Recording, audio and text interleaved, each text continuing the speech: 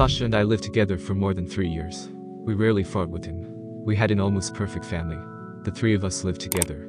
I have a son, Lyasha, from my first marriage. He turned 9 this spring. Now Sasha and I are separated, and it all happened because of my son. We were even going to apply for marriage registration. We started dating with Sasha when Lyasha was not even 6 years old. And although Sasha has a very peculiar character, he was able to make friends with my son. Lyasha was such an age that he really needed a father. We started to live together.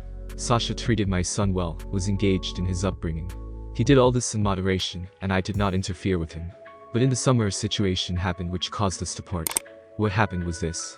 Our town is not very big, so the kids go for walks in the yard in a big group. We used to walk like that too. Now kids, just like we did when we were kids, feed homeless animals. There are fewer of them now than there were in our childhood, but they still exist. And in the summer in our yard there was a little mud. The boys named it Shirk. Shirk was very kind. Sasha decided to use it for educational purposes.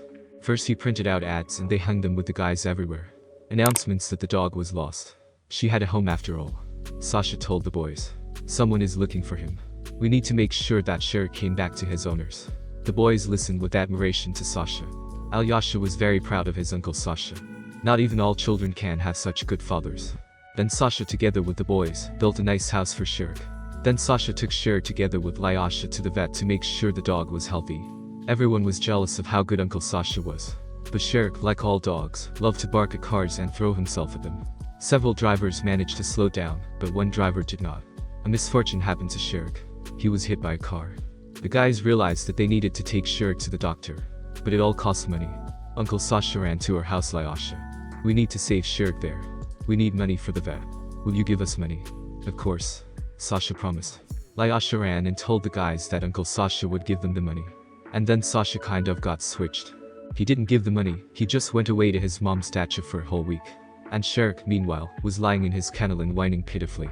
The boys in the yard started calling Lyasha a liar, and the child needed to regain his authority and that of Uncle Sasha, whom he loved and became so attached to. Time passed. Shirk began to recover. Then Sasha came back from the dacha, and just a day later he claimed that my son had stolen his money. They were lying here. I put it here. Sasha shouted. Nobody took them.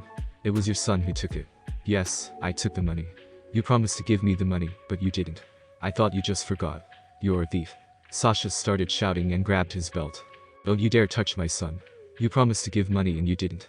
My son is not guilty of anything.